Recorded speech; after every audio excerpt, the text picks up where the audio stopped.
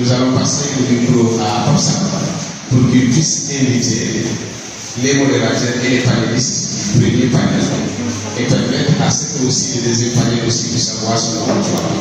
Merci encore une fois et vous remercier de votre présence et de la qualité aussi des gens qui sont venus assister à cette première édition du Festival international de littérature de Dakar. Et j'allais dire de littérature de l'Afrique. Merci. Merci, il s'appelle Ali Keba Badian, c'est mon frère.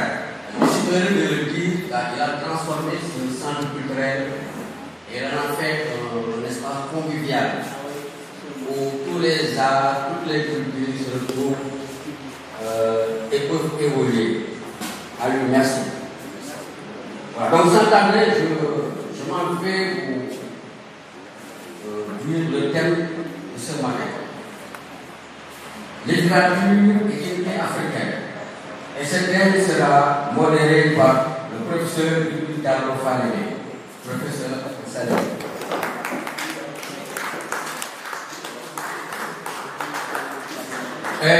Parmi les panélistes, nous avons Seydou Bougnan de Côte d'Ivoire. Seydou. Merci Seydou. Vous avez été formidable hier. Nous avons Laurent Malanda de Congo. Le plus sénégalais des Congolais, selon André Ligaï.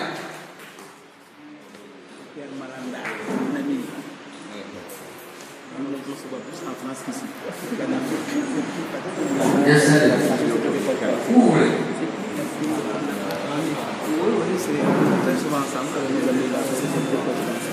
Voilà, nous avons également chef Marek Foudou, la Mauritanie.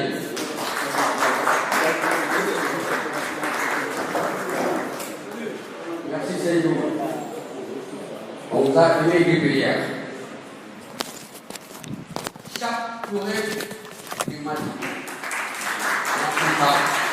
La première, son téléphone. Je pense que c'est la première.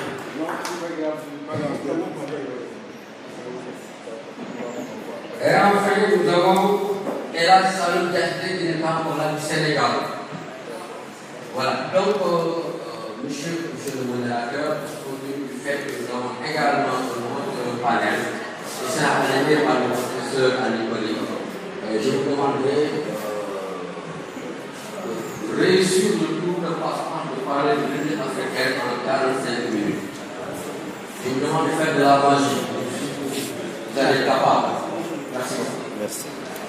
Je peux après vous confier ça. D'accord. Je vais vous asseoir. Vous avez OK. Merci, mesdames, messieurs, d'être là. Vous allez me permettre d'abord de souhaiter, ça se fait depuis hier, la bienvenue à tous ceux qui sont venus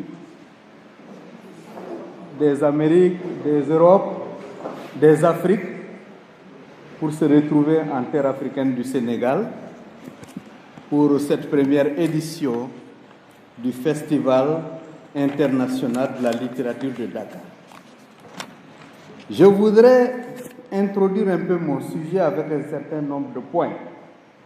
J'ai autour de moi la Côte d'Ivoire, la Mauritanie, le Mali et le Congo, en attendant l'arrivée de notre grand frère du Sénégal. Ce qui est une vérité, c'est que l'Afrique aujourd'hui est disloquée. Depuis 1960, nous avons abouti à la vague des indépendances qui ont été une catastrophe. C'est vrai que les indépendances ont été prises de façon juridique, mais je m'en vais simplement prendre la métaphore à l'écrivain ivoirien Amadou Kourouma qui disait « Comme une nuée de sauterelles, les indépendances tombèrent sur l'Afrique. » C'est une catastrophe. Et le Congolais Soli Laboutansi d'ajouter « L'indépendance, ça n'est pas costaud. » Aujourd'hui, nous sommes à 54 États en Afrique. Et regardez tout ce qui se passe dans le Sahel, on cherche davantage à nous diviser. Est-ce qu'il n'est pas temps de poser la question de l'unité de l'Afrique? La première remarque qui s'impose à nous, c'est de dire d'abord que l'Afrique n'a pas toujours été un continent de micro-États ou d'États-virus. Il y a eu de grands ensembles. Je m'en vais prendre simplement l'Empire du Mali qui, à son apogée au XIVe siècle, couvrait l'espace de 9 États africains aujourd'hui, que sont la Mauritanie, le Sénégal, le Mali, la Guinée-Bissau, la Côte d'Ivoire, le Niger, la Gambie et le Burkina Faso. Il y a 800 ans, nos ancêtres étaient dans ça. Le grand royaume du Congo, qui a été balkanisé suite à la conférence de Berlin, a été divisé entre la Belgique, le Portugal et la France. Et aujourd'hui, les espaces qui ont été occupés par la France, par exemple, n'est-ce pas, donnent les républiques du Congo-Brazzaville et du Gabon. L'espace occupé par la Belgique a donné naissance au Congo-RDC, au Rwanda et au Burundi. Et l'espace qui a été donné au Portugal a donné l'Angola. Si on va en Afrique du Sud, c'est pareil. Le grand royaume de Chaka occupait toute l'Afrique australe. Donc l'unité africaine était une réalité. Et les écrivains, en son temps, ont eu à magnifier cette réalité. Par exemple, en 1906 déjà, le noir américain Dubois disait dans Homme noir de l'Afrique, il ne s'agit pas d'un pays, c'est un monde, un univers suffisant à lui-même. C'est le grand cœur du monde noir où l'esprit ardemment désire mourir. Une dizaine d'années plus tard, un de ses jeunes frères, Claude Mackay, va dire de l'Afrique, l'Afrique, qu'est-ce l'Afrique pour moi? Il parle, et enfin il dit, c'est un livre qu'on feuillette jusqu'au sommeil. Et le grand poète haïtien Jacques Roumain, dans les années 30, va dire ceci, l'Afrique, j'ai gardé ta mémoire Afrique, tu es en moi, comme l'écharde dans la plaie. Donc c'est dire que les écrivains ont toujours magnifié cette question de l'unité de l'Afrique. Mais depuis 1960, nous sommes divisés. Comme dit le grand écrivain nigérian, le blanc a mis le couteau sur les cordes qui nous liaient et nous sommes tous tombés en morceaux. Voilà la situation de l'Afrique. Maintenant, chers écrivains, qu'est-ce que vous pensez de cela? Quelle proposition vous avez à faire pour cette unité de l'Afrique, pour que nous continuions d'être ensemble? Il y a 800 ans, nos ancêtres étaient ensemble. L'étranger est venu, il nous a divisés. Il faut qu'on se retrouve. Si on ne se retrouve pas, aucun de nous n'ira de l'avant. Aucun de nos pays ne se développera. C'est pourquoi il faut saluer cette initiative de mon ami et frère Fodé Ablaye Ndion, que je compare ce matin à Alioune Diop, le fondateur de Présence africaine, qui a été la cheville ouvrière du premier congrès des écrivains et artistes noirs en 1956 à la Sorbonne et en 1959 à Rome, et a été aussi un grand administrateur du Festival mondial des arts nègres en 1966 à Dakar. Je compare Fodé aujourd'hui à cet homme-là, parce que Fodé est en train d'aller dans ce sens-là. Et cette première édition, qui est en train d'être une réussite, je souhaite que les éditions à venir continuent d'amener le projet de Fodé de l'avant, et il aura toujours notre soutien avec lui. Je vous souhaite la bienvenue et vous donne la parole. On va commencer par la Côte d'Ivoire. Ngounia, qu'est-ce que tu penses de l'unité de l'Afrique? Quel est ton point de vue? Merci. Je voudrais qu'en 2 mots, tu te présentes d'abord, que chacun de vous se présente avant de dire ce qu'il a à dire. Voilà. Bonjour, merci pour ça. Je suis Seydou Ngounia, je suis étudiant droitier. J'ai à mon actif 3 œuvres, un recueil de contes et une légende, tout en Cameroun, la légende de l'enfant pharaon, dans le Cameroun. Voilà.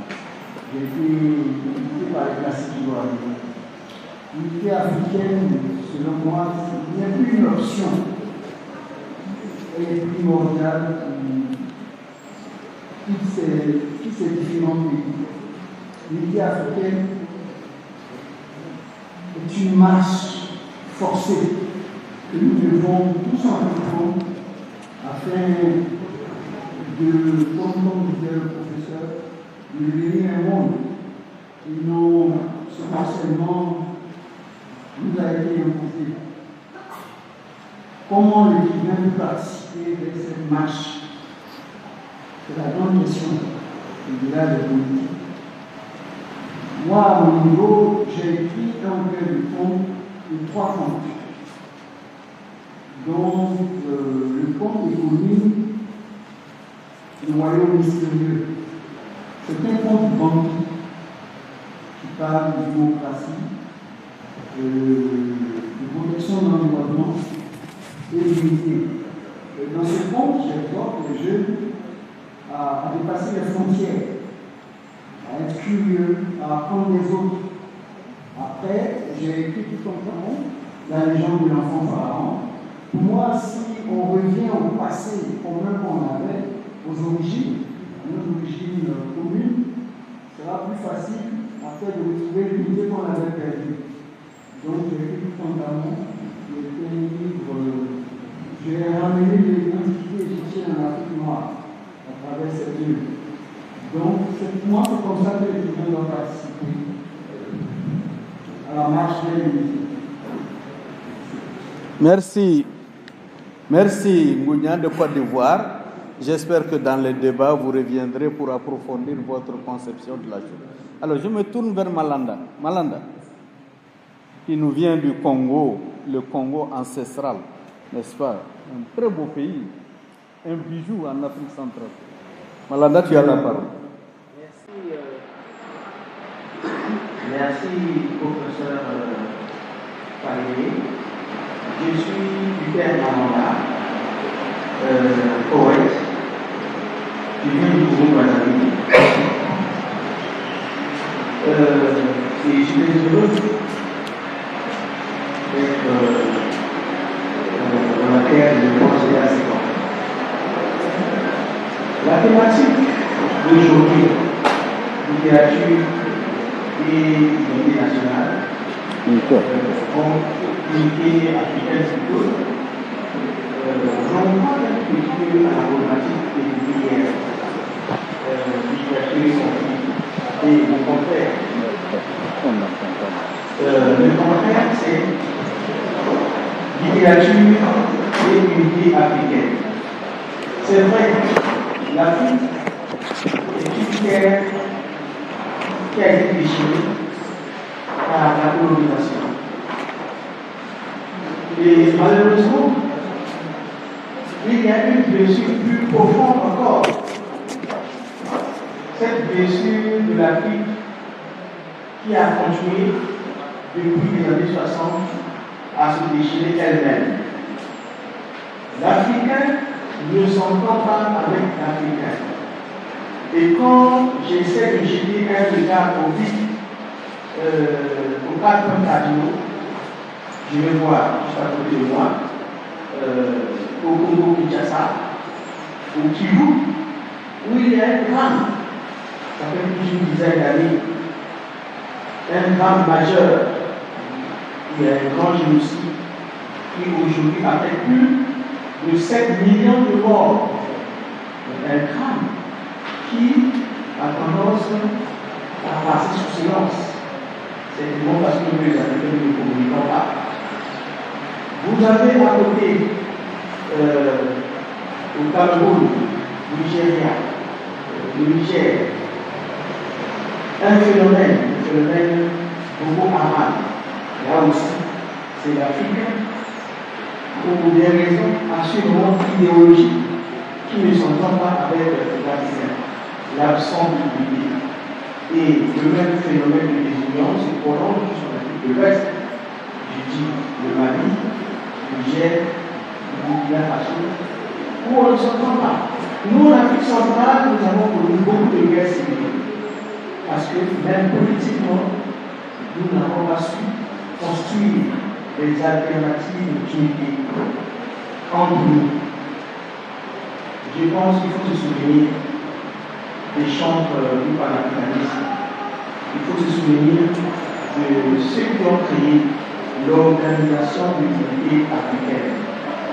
Nous, en tant qu'écrivains, moi personnellement, en ma qualité de poète, je suis interpellé à œuvrer à l'ouvrage de l'unité. Merci. Cette marche, c'est la grande question du village de politique. Moi, à mon niveau, j'ai écrit un recueil de contes de 3 contes, dont le conte éponyme Le royaume mystérieux. C'est un conte banquier qui parle de démocratie, de protection de l'environnement et d'unité. Dans ce conte, j'exhorte les jeunes à dépasser les frontières, à être curieux, à apprendre des autres. Après, j'ai écrit tout simplement la légende de l'enfant pharaon. Pour moi, si on revient au passé commun qu'on avait, aux origines, à nos origines communes, ce sera plus facile après de retrouver l'unité qu'on avait perdue. Donc, j'ai écrit tout simplement un livre. J'ai ramené l'identité égyptienne en Afrique noire à travers cette œuvre. Donc, pour moi, c'est comme ça que les étudiants doivent participer à la marche de l'unité. Merci. Merci, Ngounia de Côte d'Ivoire. J'espère que dans les débats, vous reviendrez pour approfondir votre conception de la chose. Alors, je me tourne vers Malanda. Malanda, qui nous vient du Congo, le Congo ancestral, n'est-ce pas? Un très beau pays, un bijou en Afrique centrale. Malanda, tu as la parole. Merci, professeur Pallier. Je suis du père Malanda, poète. Je viens du Congo-Brazzaville. Et je suis heureux d'être dans la terre de penser à ces temps. La thématique d'aujourd'hui, littérature et unité nationale, unité africaine plutôt, n'ont pas d'études à la problématique des hier. Littérature scientifique et au contraire. Le contraire, c'est littérature et unité africaine. C'est vrai, l'Afrique est une terre qui a été déchirée par la colonisation. Et malheureusement, il y a une blessure plus profonde encore. Cette blessure de l'Afrique qui a continué depuis les années 60 à se déchirer elle-même. L'Africain ne s'entend pas avec l'Africain. Et quand j'essaie de jeter un regard au vide, aux 4 points cardinaux, je vais voir juste à côté de moi, au Congo-Kinshasa, au Kivu, où il y a un drame. Ça fait plus d'une dizaine d'années. Un drame majeur. Il y a un grand génocide qui aujourd'hui affecte plus de 7 millions de morts. Un drame qui a tendance à passer sous silence. C'est évidemment parce que nous, les Africains, ne communiquons pas. Vous avez à côté, au Cameroun, au Nigeria, le Niger, un phénomène, le phénomène Boko Haram.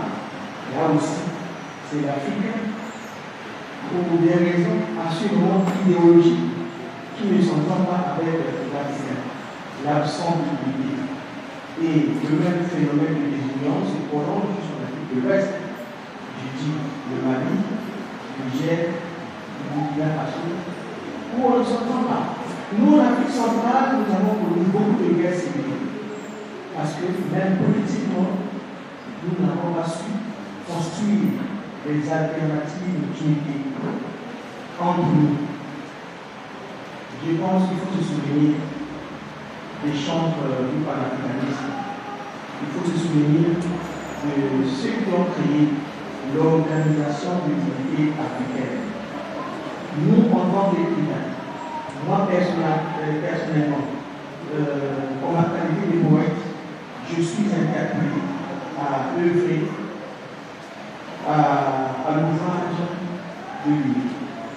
Merci.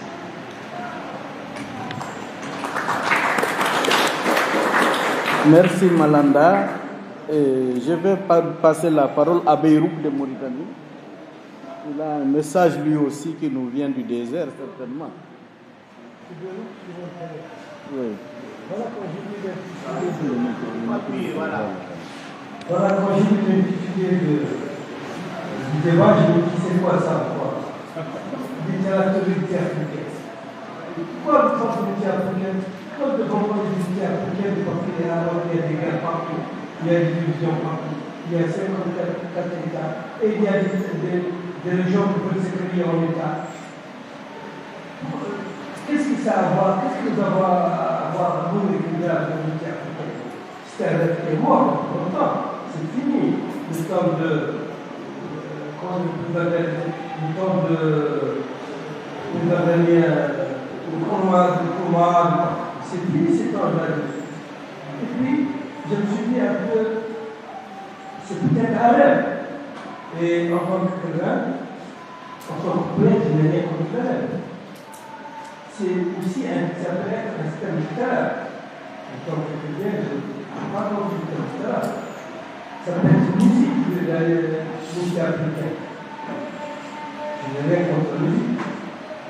Mais en vérité, quand on réfléchit, ce qu'on appelle l'unité africaine, ou une certaine forme d'unité africaine,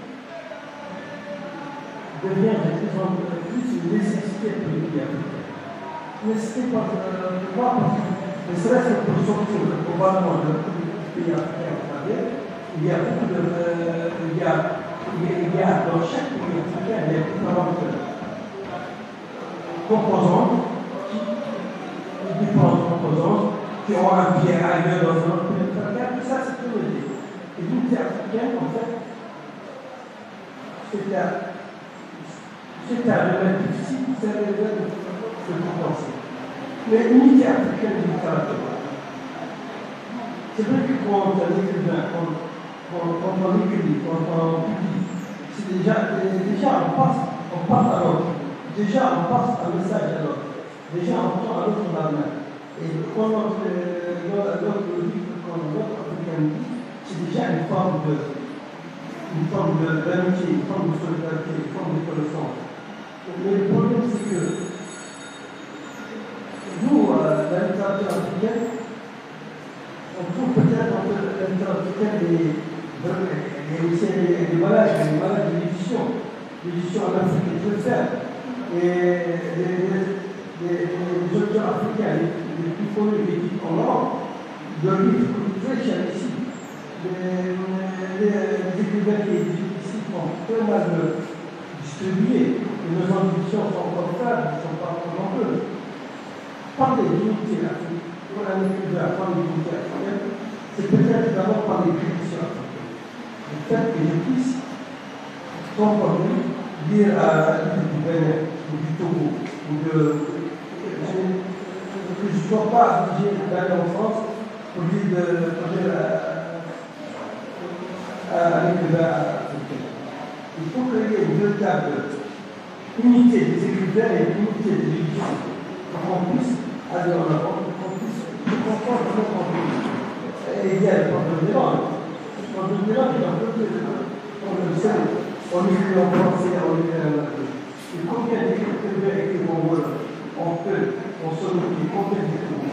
Et ne serait-ce pas la véritable littérature africaine de la verdure, n'est-ce pas la littérature de parler, la littérature des langues africaines? C'est peut-être ça la littérature africaine, la véritable littérature africaine, et la littérature qui fera ressortir véritablement les génies de l'Afrique. Mais où est-ce qu'est cette littérature-là? Où sont les écrivains? Où sont les écrivains? en fin de compte, c'est bien de parler de l'unité africaine, mais c'est un avenir, c'est un espoir très, très, très vrai. Je vous remercie. Merci Beyrouth. Et je vais passer la parole à notre ami qui vient de Bamako, Touré, qui va nous donner son point de vue là-dessus. Bonjour tout le monde.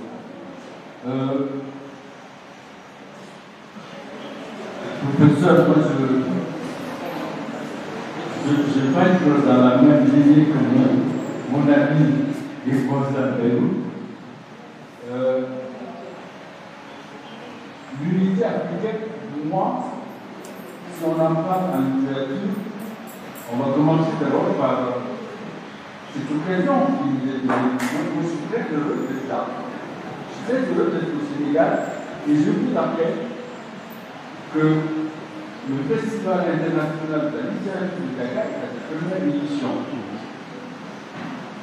C'est la première édition.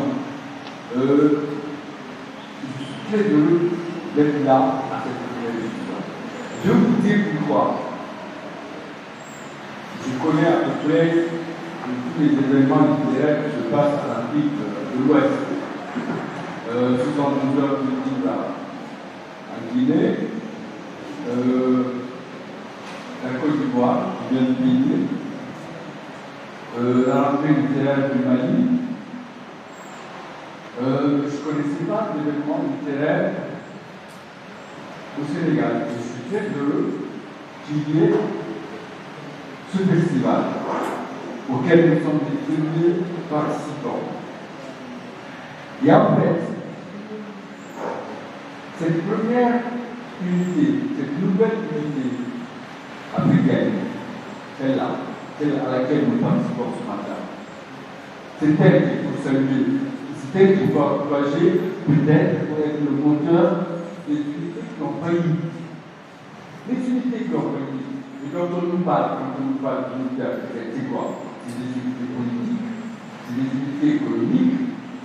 Et là, nous sommes en train de poser la pierre d'une nouvelle unité intellectuelle, créative. Et peut-être que ce qui nous a toujours manqué, là où on a raté la marche la plus mortelle qu'on a ratée, à mon sens, c'est celle qu'on est en train de reposer. Je pense que Ablaye et ses amis qui organisent ce festival sont assez provocateurs. Parce que hier, j'étais surpris par le sujet de la table ronde à laquelle j'ai participé, justement. Je parlais de conflit, de littérature de conflit. Et c'est ce matin que je me suis rendu compte qu'ils sont quand même en train de nous titiller, de nous pousser. Je me rends compte qu'ils sont un peu provocateurs et cyniques même, parce que ça allait nous chercher là où on ne s'attendait pas à nous-mêmes. C'est ça qui est extraordinaire. Moi, je suis en train de me dire, là, je vous comprends, les gars, là, je vous comprends, et là, je vous dis, on y va. Si vous voulez qu'il y ait une véritable unité africaine, oui, rêvons que cette unité commence par l'unité de l'invention d'un monde, d'une Afrique, celle qui est dans nos rêves, et aussi celle qui est dans les souvenirs de chacun de eux. Ils ont parlé beaucoup plus, le professeur a parlé de l'Afrique d'avant. Revisitons nos souvenirs et nos rêves, et rêvons. Vous savez, à mon avis, la politique et l'économie, on en a donné assez de temps pour nous prouver que c'était possible. Mais comme ce n'est pas possible, on va rêver. Rêvons, écrivons, et rêvons, et faisons les chefs-d'œuvre. Faisons les chefs-d'œuvre à ce moment où rien ne va. C'est les chefs-d'œuvre qui ont été écrits en ce moment qui vont marquer le point de départ d'une nouvelle Afrique. D'une nouvelle Afrique qui serait unie non pas dans les réalités que nous avons vues, mais dans des réalités qu'on aura nous-mêmes créées et inventées. Puisque Si la littérature nous permet cela, de sortir du réel et de nous amuser, à nous apaiser, apaisons-nous dans ce qu'on va produire. Refaisons une Afrique unie. C'est ça notre rôle. Écrivons. Écrivons cette Afrique. Celle de nos rêves. Et c'est qui pourrait nous porter. Voilà comment moi je vois l'Afrique unie par la littérature. Et je rêve que la prochaine édition, on passe à une autre étape. Je suis sûr qu'on ne parlera plus du lycée africain, on va parler d'autres choses. Merci.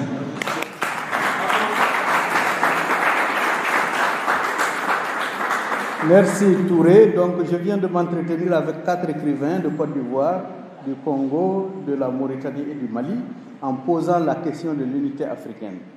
Il y a 3 qui sont optimistes. Beyrouk est pessimiste. Peut-être que nous réussirons un jour à le tirer vers nous et à le mettre dans notre groupe. Mais avant de nous séparer, j'ai une question que j'aimerais vous poser, à vous 4. Avant 1960, la littérature africaine était une littérature unie. Les écrivains étaient unis depuis les années 1930 jusqu'à 60.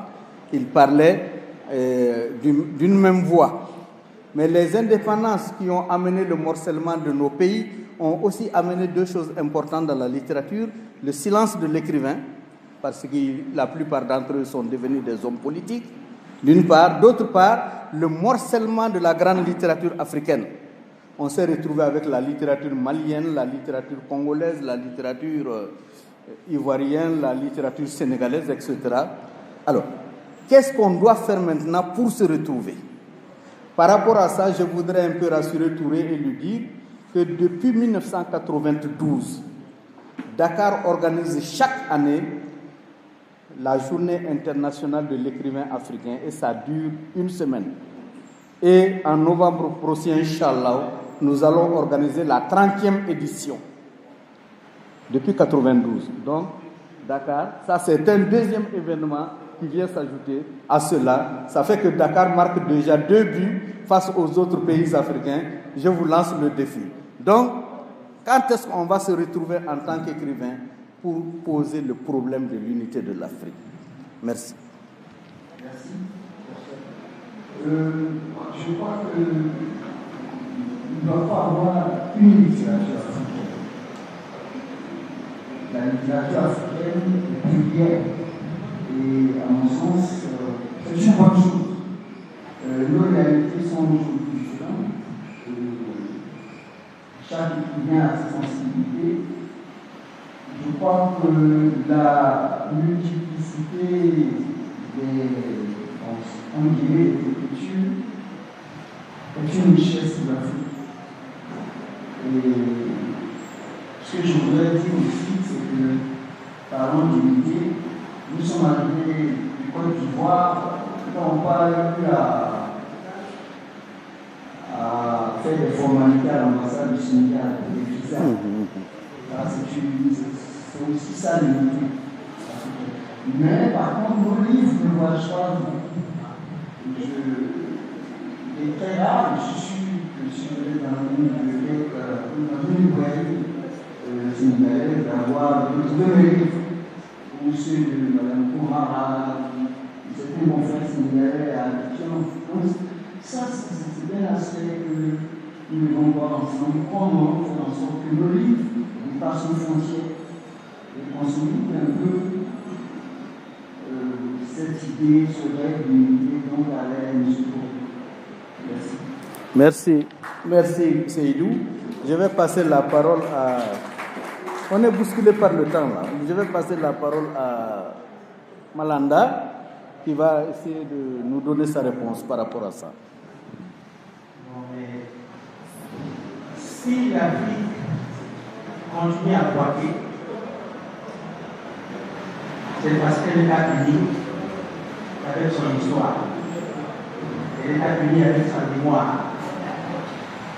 Elle n'est même pas unie avec son historicité, sa démocratie, son développement. Et cette désunion, évidemment, crée un grand problème dans sa marche. Nous ne sommes même pas unis à notre avenir. Il faut que nous commencions à réengager les bonnes initiatives de l'esprit passé. Le Congo, en 1986, avait fédéré la rencontre d'écrivains autour d'un symposium, des écrivains, qui devaient discuter sur les questions de l'Afrique. Il s'agit de prendre l'expérience et pour cela, le Sénégal a pris le leadership d'emploi du pays de Senghor. D'abord, c'est l'État de Senghor l'esprit de Senghor qui parle dans la conscience des écrivains, dans la conscience des Sénégalais, et puis assurément étendre comme une fumée de lumière ces rêves sénégaliens d'unité. Il faut que nous puissions nous écouter aussi. Les écrivains que nous sommes appelés à regarder la question de l'unité. Parce qu'on ne peut pas progresser, il n'y a pas de progrès de l'homme, pas de progrès humain, sans unité. Il faut que l'écrivain, il faut que l'Africain soit uni à lui-même. C'est une condition fondamentale pour notre progrès. Merci. Merci Malanda. Vous me permettrez une petite excursion pour saluer dans la salle un symbole de l'unité de l'Afrique. La présence de Madame André-Marie Diagne Bonane,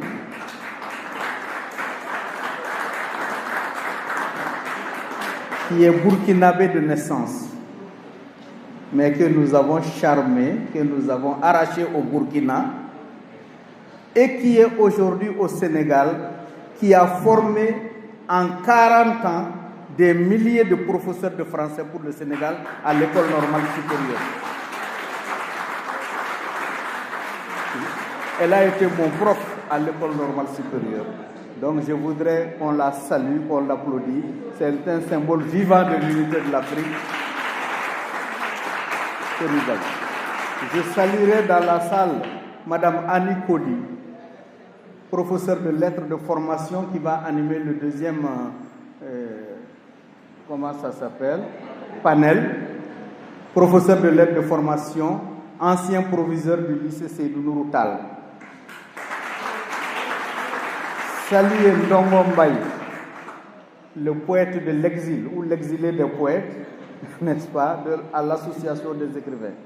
Saluer mon frère et ami Mamadou Samb, un grand écrivain aussi, romancier. Saluer Mamadou Kamara, votre guide, le spécialiste des nouvelles. Saluer Amadou Khan. C'est vrai que les Wolofs ont dit Koulim Djoum. Celui qui cite les noms peut se tromper. Mais il faut reconnaître qu'il y a des moments où on ne peut pas ne pas limer. C'est pourquoi vous me permettrez de limer ces différentes personnes, n'est-ce pas, et de marquer leur présence dans la salle. Alors, je vais passer la parole à Beyrou. Beyrou, il faut que tu nous répondes sur cette question. Tu es pessimiste et j'espère qu'on va s'entendre après. Merci. Voilà, moi je crois qu'il faut laisser aux policiers des ports pour leur laisser le commerce. Parce que l'unité africaine a été vendue une fois, vendue par les hommes politiques. Ils m'ont même organisé, ils ont même créé une organisation pour ça, l'organisation de l'unité africaine. Et ils vendent ça à l'étranger, à l'intérieur du pays. Ils gagnent beaucoup d'argent avec ça, ils font beaucoup de voyages avec ça, mais il faut leur laisser ça à l'époque. Et alors, ce que nous devons faire, en tant qu'écrivains, en tant qu'intellectuels de nos pays, si nous voulons retrouver il faut d'abord retrouver l'Afrique. Il faut d'abord nous retrouver, ça veut dire écrire à partir de nous, à partir de nous-mêmes, à partir de nos cultures. Et si c'est possible, malheureusement, ça n'a pas été possible pour moi, dans le monde. C'est ainsi que nous nous rencontrons. Si nous ne sommes pas des conférences qui font l'unité. ce sont des peuples, ce sont des gens, ce sont des parties des gens, ce sont des habitudes des gens, des habitudes sociales, des habitudes culturelles, des habitudes culinaires. C'est l'échange fréquent.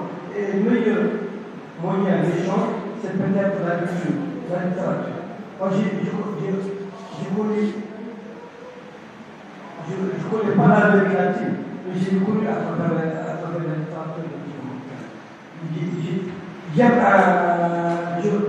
J'aime l'écrivain islandais, je n'ai rien à voir avec l'islam, mais j'ai découvert un écrivain islandais extraordinaire. C'est par la littérature, par la lecture, par les rencontres culturelles, par des rencontres comme ça, qu'on peut faire cette forme d'unité qui n'est pas un slogan.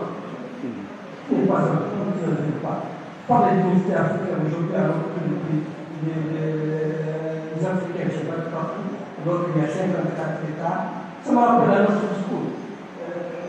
Moi, je suis à la fois arabe et africain. Ça me rappelle le discours du arabe.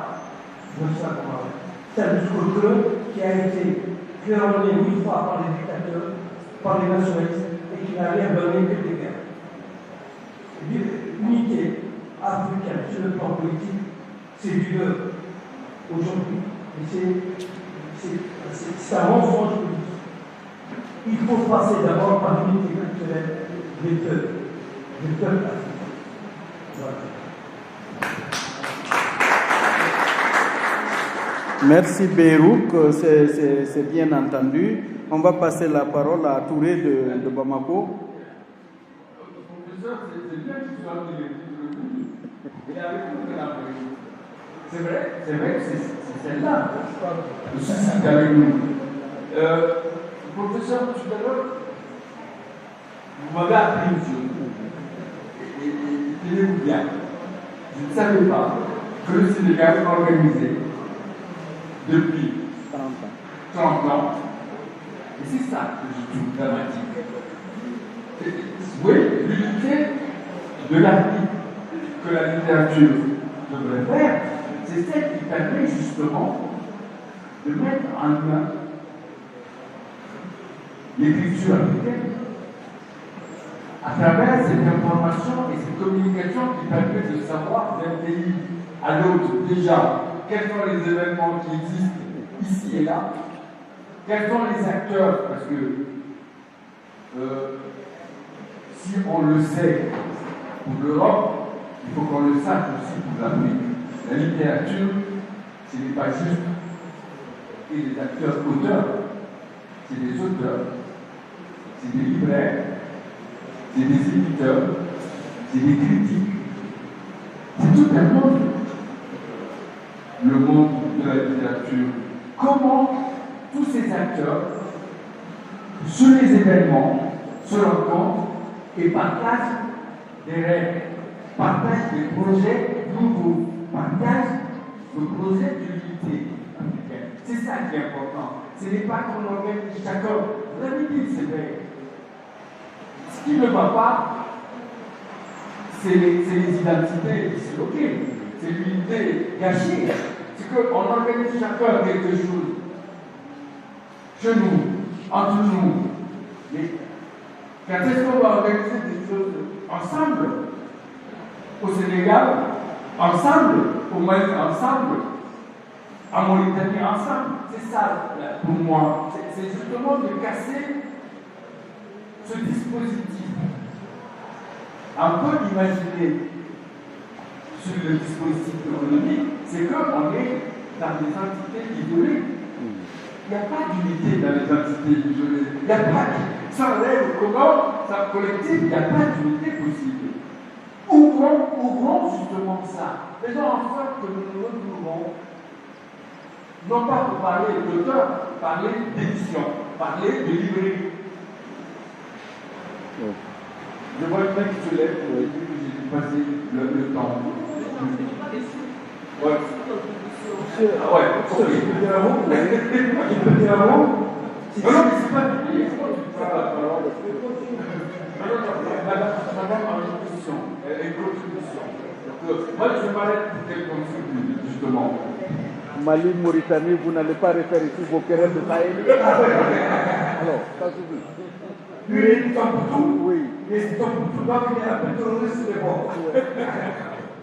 Moi, ce que je veux lui dire, je vais vous poser la question. Je vais vous poser la question. On parle de littérature africaine. On est ici en littérature africaine. Combien de poètes célèbres nous avons ici? Combien de poètes sont parmi nous? Combien de poètes en langue nationale sont parmi nous? Bon. Et c'est ça, en fait, la graine de la littérature africaine. Nous, nous parlons des langues étrangères qui n'est pas comprise par la majorité de nos concitoyens. Nous écrivons des livres qui ne peuvent pas être lus par la majorité de nos concitoyens. Il faut bien qu'on se pose des questions. Et on parle d'unité. Il faut savoir se retrouver nous-mêmes, retrouver notre peuple, notre identité. Je le dis, c'est vrai que je suis en français. Comme j'ai dit hier, je ne suis pas un vocabulaire. Mais je me pose cette question. Et c'est une raison. Et je pense qu'elle peut être posée. Merci Beyrouk. Je pense que Touré a l'impression qu'on lui a arraché la parole. Je veux juste finir sur une chose en répondant sur ce qu'il a dit. Oui, je parlais des acteurs. Il y a un acteur majeur que j'ai oublié dont je viens de me rappeler l'existence. C'est le traducteur. Vous savez, la langue dans laquelle on écrit, c'est pas la langue qui est importante. Non. Ce qui est important, c'est ce qu'on écrit. Moi, je dis aux gens, arrêtez de parler de la langue de l'écriture. Parce que, quelle que soit la langue dans laquelle l'auteur écrit, ce qu'il écrit peut être traduit. Pourquoi ne pas justement travailler sur ce qui nous permet qu'un livre écrit en français puisse être traduit dans nos langues? Pourquoi? C'est ça aussi l'unité, ce que j'appelle le rêve de l'unité en littérature. C'est comment on invente un lieu de travail et d'invention. Pour moi, tous les textes écrits en français, s'ils étaient traduits en wolof, si mon livre est traduit en wolof, en arabe, en bambara, j'ai un lectorat plus important que le lectorat de mon père. Et donc de ce genre de projet dans la littérature africaine. Fondons l'unité nouvelle sur des projets de ce type. Voilà ce dont je vais produire. D'accord. Merci Touré. Madame, vous voulez parler? J'aimerais bien que vous vous présentiez. Oui, je me présente. Omara, licence Mariam. D'accord. De Côte d'Ivoire. Tout dépend de vous. Oui. C'est un peu une contribution. Et d'abord, j'ai une question à poser à tous les écrivains qui sont présents aujourd'hui. Quel est le rôle de l'écrivain africain aujourd'hui? Quel est notre rôle? S'agit-il seulement d'écrire, de produire des œuvres, comme mes devanciers l'ont dit, qui ne puissent pas atteindre les cibles? S'agit-il de dénoncer? Et là, je rejoins mon confrère de Congo, Azak. S'agit-il de dénoncer les différents conflits qui nous minent, qui font de telle sorte que nous ne pouvons pas être unis? Je ne pense pas. À ce stade-là, je pense peut-être qu'il va falloir qu'on fasse les états généraux de la littérature africaine.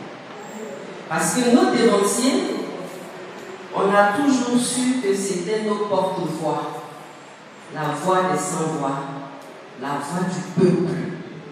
Mais aujourd'hui, nous écrivons pour qui? Nous écrivons pourquoi? Il faut des états généraux de la littérature africaine avant de pouvoir parler d'unité. La littérature africaine est trop sectaire, elle est trop sectorielle. Chaque pays se revendique le pays qui a le plus grand nombre d'écrivains, qui a le plus grand nombre de productions. Mais est-ce que cela atteint la cible? Unité africaine, je suis d'accord. Je vais peut-être paraphraser Martin Luther King, I have a dream.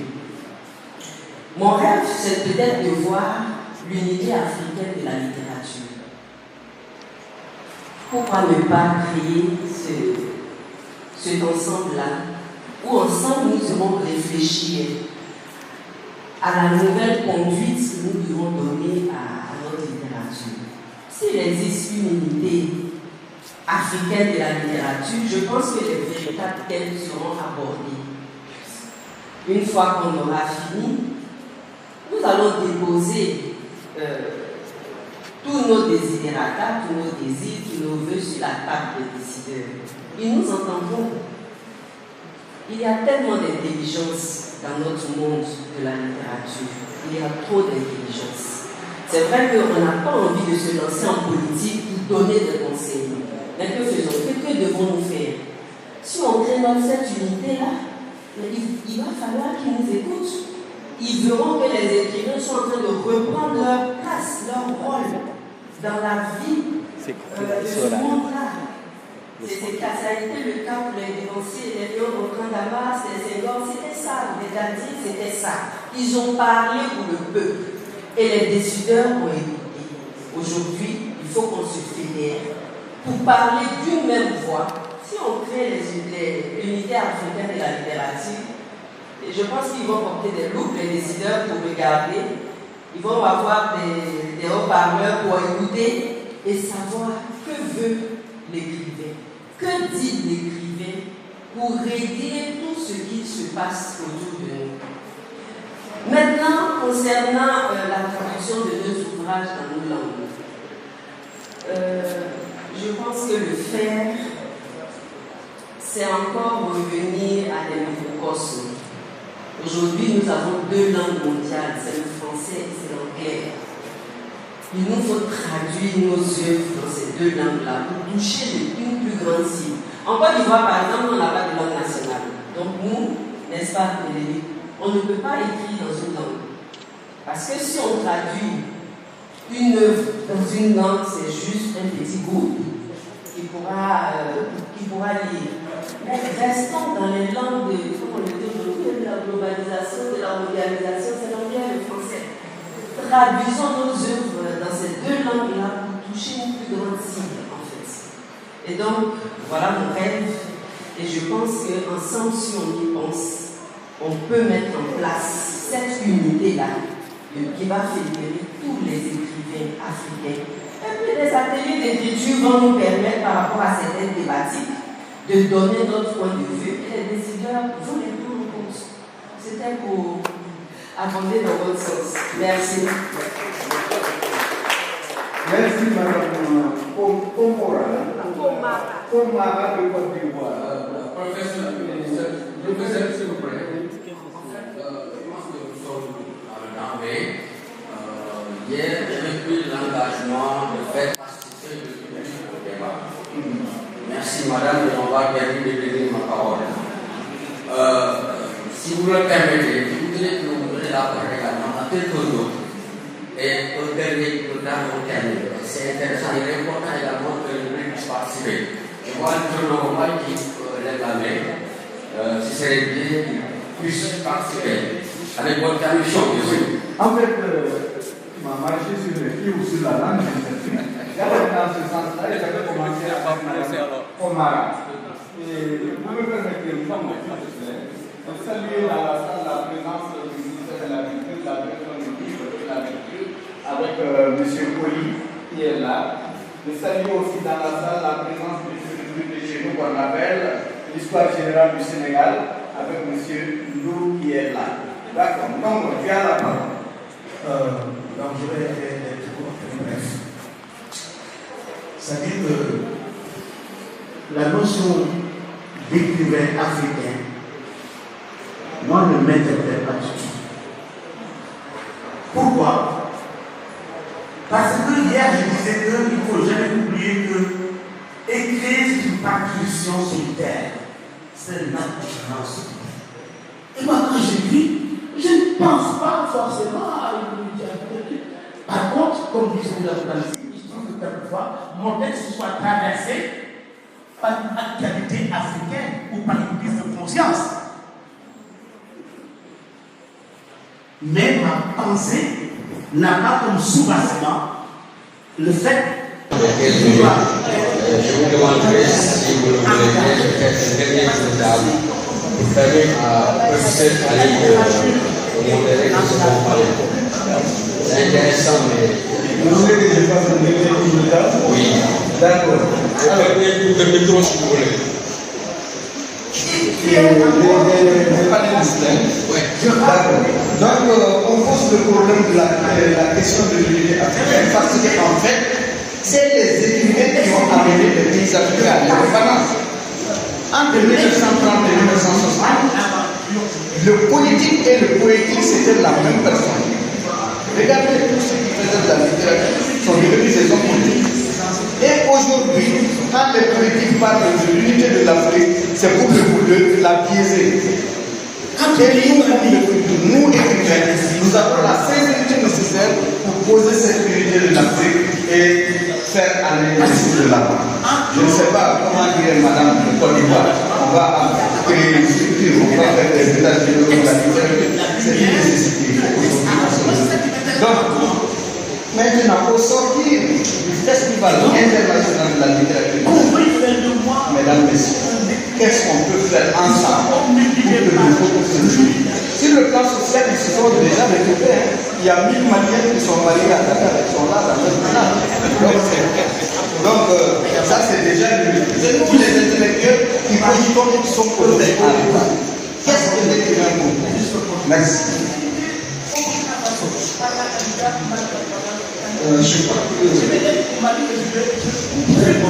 la réponse chacun des réponses que nous avons données sur le plateau.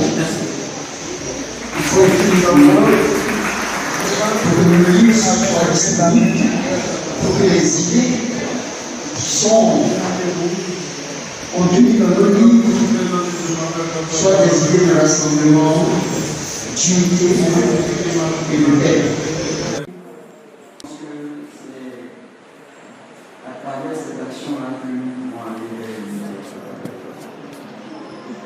C'est bon? Merci. Malanda,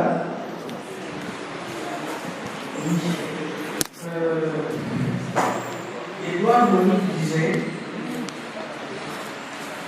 vous avez des problèmes, vous cherchez des solutions. Et moi, en tant que poète, j'ai des solutions, je cherche des problèmes. Et le festival a posé des problèmes de l'unité africaine. Je dis, on m'a qualifié de poète, j'ai des réponses, j'ai des règles. Et le reste, il faudra construire au jour le jour pour guérir l'Afrique de ses blessures les plus indélissables. Merci. Merci, Malala. Guérir l'Afrique de ses blessures les plus indélissables. Voici déjà un bon rêve que nous devons porter, un grand rêve que nous devons porter. Béni. Je pense que notre ami de Valet a mis le doigt sur la pluie. Pourquoi on ne le pas? Nous parlons beaucoup. Pourquoi ne faisons pas des réunions africaines au niveau des écrivains africains? C'est quelque chose qu'il faut entreprendre. Il faut peut-être penser à la Fédération des écrivains africains. Et nous sommes là, de pays africains divers. On a encore une journée pour les réfléchir. Pourquoi pas? Mais je crois que ça, c'est essentiel, c'est créer une unité des écrivains africains. Je crois que c'est essentiel et qu'on doit discuter ça entre nous maintenant pendant que nous sommes ici. Merci Théo. Il nous a rejoint finalement le Mauritanien. C'est déjà bien. Ça, c'est de l'unité africaine. Je vais donner la parole à Touré du Mali. Touré. Pas de terrain de Sahélien. Non, mais j'ai envie d'applaudir mon voisin. C'est bien, j'ai envie d'applaudir les loups, mais non. C'est bien. Non, en fait, merci madame Malé, parce qu'en fait, je ne sais pas dire qu'il faut faire quelque chose. Vous l'avez dit et je suis d'accord. Je pense qu'au sortir de cette édition du festival, Moi, je vais, en tout cas, en ce qui me concerne, je dois demander que la prochaine édition de la rentrée littéraire, son sujet porte justement sur cette réflexion. Et ici, tous les événements littéraires, notamment les prochaines journées de l'écrivain, si tous les événements littéraires vont avoir lieu en 2022-2023, pense au sujet qu'on vient de débattre, s'il vous plaît, qui prend le même juste au centre des événements prochains. Mais on va y arriver. Voilà. Concrètement, au sortir de là, faisons en sorte que la deuxième édition du Festival international de la littérature de Dakar pose le problème de l'unité en littérature. Donc, on ne veut pas de la notion d'écrivain africain, mais il ne s'agit pas. Moi, je ne me veux pas comme écrivain africain, je me veux comme écrivain. Mais par contre, je m'intéresse d'abord et a priori au problème africain. Et par ça, je veux aider à résoudre des problèmes. Ne serait-ce que par une petite dose d'émotion que je peux distiller et partager. En rentrant dans la salle tout à l'heure, il y a une jeune dame qui m'a regardé et m'a dit « Bonjour, M. Touré, j'ai lu le livre d'Elias, j'ai aimé. » C'est ça le bonheur. C'est ça, moi, mon bonheur d'être écrivain. Et ma cause d'être écrivain, c'est ça. C'est le petit bonheur de cette dame que je ne connaissais pas il y a 10 minutes. Mais qu'il connaissait et qui aimait ce que j'ai écrit. C'est ça qui va changer notre vie.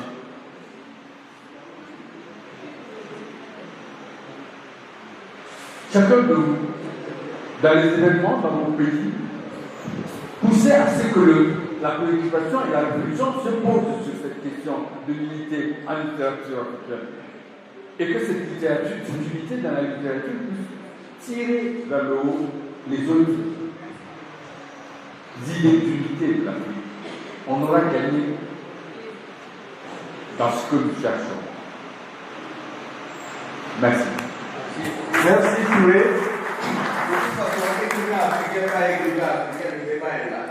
Mais je pense simplement que si on pouvait déjà s'accepter comme écrivain africain, chacun de nous s'accepte comme écrivain africain de Mauritanie, écrivain africain de Côte d'Ivoire, écrivain africain de Guinée, écrivain africain du Niger, quelque chose va nous unir. C'est la notion d'écrivain africain et qui va nous permettre de mettre l'Afrique avant nos minuscules pays. Je pense que ce sera déjà ça quelque chose de gagné. Viendront après les réflexions sur la langue, sur les thèmes, etc., etc. Je vais m'arrêter en remerciant les panélistes qui ont parcouru des milliers de kilomètres pour venir à nous. Je remercie Seydou de Côte d'Ivoire, je remercie Malanda du Congo, Beyrou de la Mauritanie et Touré du Mali. On déplore l'absence de notre grand frère qui devait être avec nous, Saloum Diakité. Et je ne vais pas monopoliser la parole parce que je viens de me souvenir de Soni Laboutansi qui disait « Quand vous avez la chance de parler, ayez pitié de ceux qui ont la malchance d'écouter. » Je vous remercie.